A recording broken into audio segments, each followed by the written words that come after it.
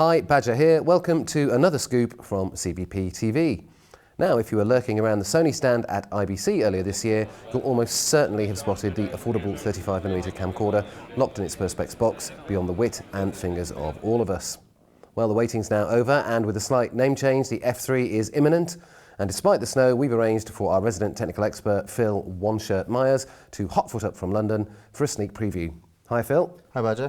Looking fantastic. The camera looks quite nice too. Tell me a little bit about it. So this is the Sony PMW-F3. It was announced at the Sony press conference here at NAB this year. And this is basically a super 35mm low-cost camcorder.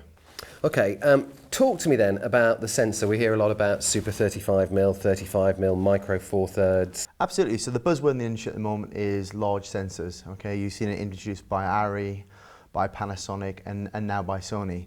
This is Sony's super 35mm sensor. So this is not a reworked APS-C sensor or been taken from their digital stills camera. So essentially what we have here is a full super 35mm sensor designed for motion picture acquisition. It gives you an outstanding shallow depth of field, very good sensitivity.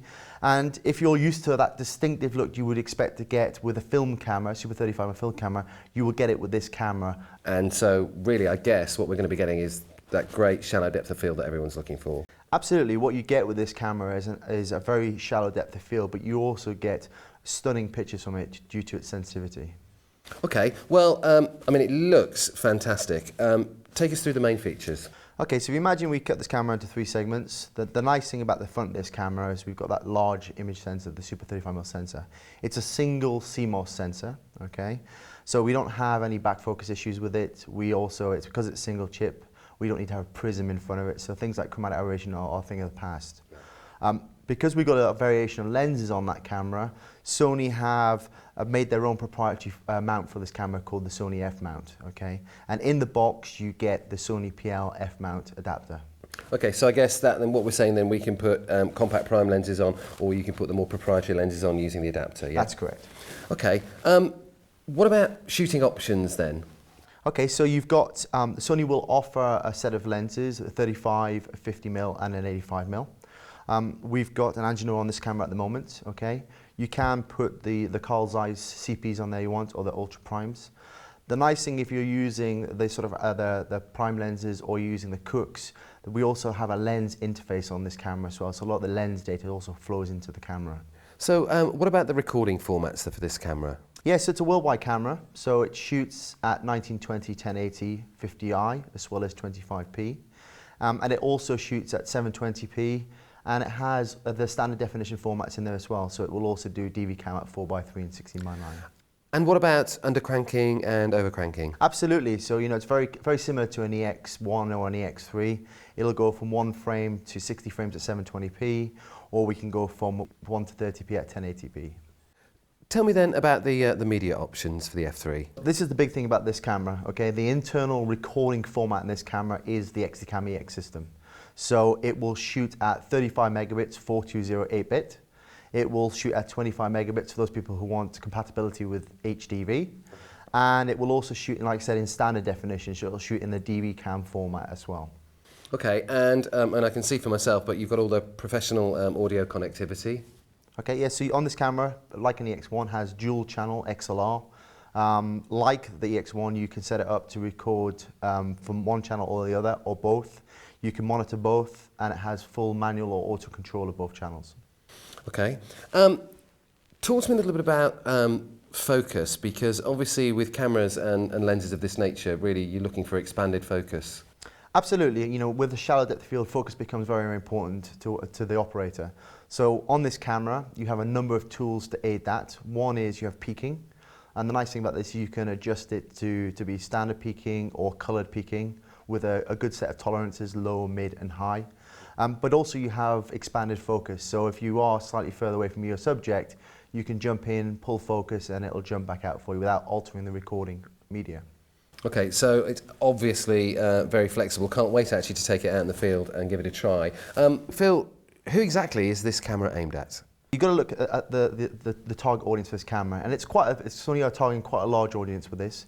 So if you've been using an EX1 or an EX3 with something like a Letus or Pro 35mm adapter, That's gone now. You have the functionality and the ease of use of an EX1 or a 3, but you don't have the hassle of having to put rails on it and put the lens adapter and then your lenses on it. It's literally out of the box and off you go. If we look at the sort of broadcast space, that's where you have to take in consideration the internal recording medium. Okay, so this camera will have an HD SDI on the back. It's a 10-bit 42 uncompressed. So we can stick some of the broadcast formats on the back, a bit like the ProRes recorder from the Ninja device, the Arja K Pro Mini. We can put on the top of this a nano flash if you wanted for the XCam 42 format. You'll be able to also do that with the focus enhancement box, which is coming in the summer next year. We can also even stick a P2 gear AVC intro recording on the top of this camera. But if you were going for sort of the more high-end than the market, the sort of commercials, the sort of low-budget features, maybe some visual effects work, then you'd want to wait for the 444 option, which is going to come around April timeframe next year. And that will essentially allow us to put a CineDeck product on there for uncompressed 444 capture. We could put an SRW1 from Sony on there to give you the same functionality. Or later next year, you'll be able to put the SR memory recorder onto this camera.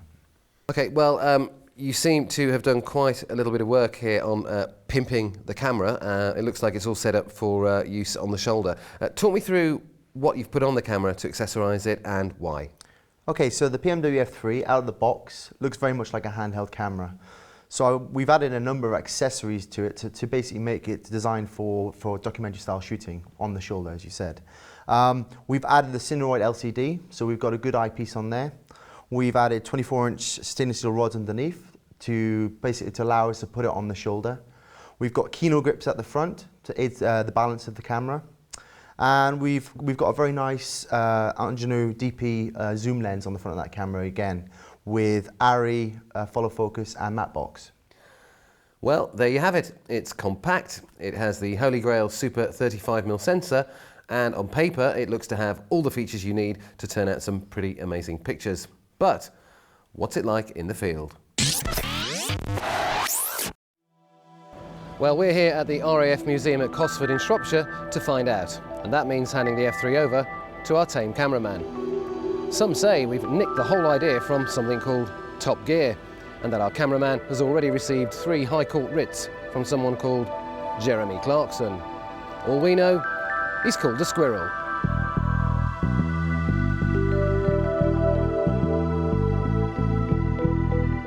The question is, why here? Well, we wanted to test the F3 in as near a real situation as possible. Unfortunately, the snow was falling hard outside, which meant we would have just 1 hour to get what we needed. So how would the F3 perform?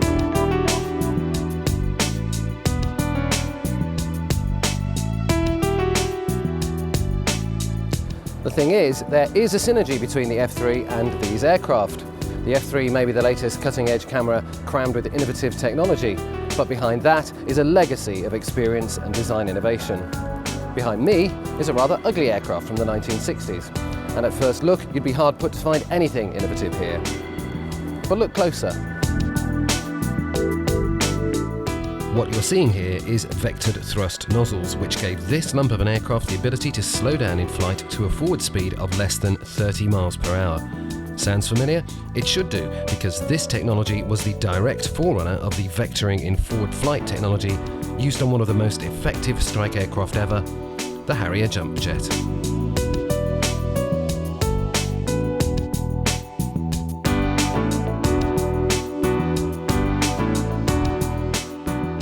Now, the stainless steel fuselage Bristol 188 here made its maiden flight in 1962 and was designed to reach Mach 2 in flight.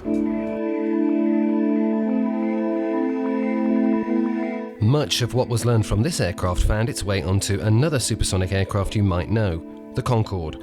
The tail section inspired the design of many Formula 1 car spoilers, and if you imagine this aircraft with no wings and wheels instead of undercarriage, you have the basic design of Richard Noble's land speed record-breaking Thrust 2.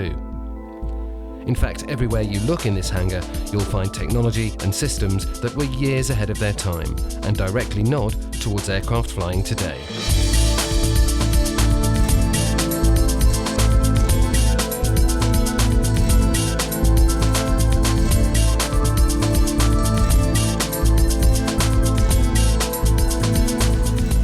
I I guess what we're talking about here is Creed, and the F3, new as it is no different. In this little unit sits years and years of research and development, honed and perfected and delivered to you, the user, in an astonishingly compact and ergonomic unit. Here then is a camera that's going to change the landscape of digital cinematography. Well, we had a great day with the camera at Cosford, and you've obviously spent some time in the office with the camera. Any final thoughts, Phil? Absolutely. I think, first of all, the pictures of this camera are absolutely stunning. I think if you look at the whole package, the flexibility of formats that it shoots, the flexibility of the media it shoots, the flexibility of the different add-ons you can add to it in terms of lenses, recording devices, it really is suited from anybody who wants a distinct look for corporate production, right through to broadcast, right through to sort of low-budget filmmaking, and right up to really to B camera and a motion picture. Okay, Phil, thanks very much indeed for your time.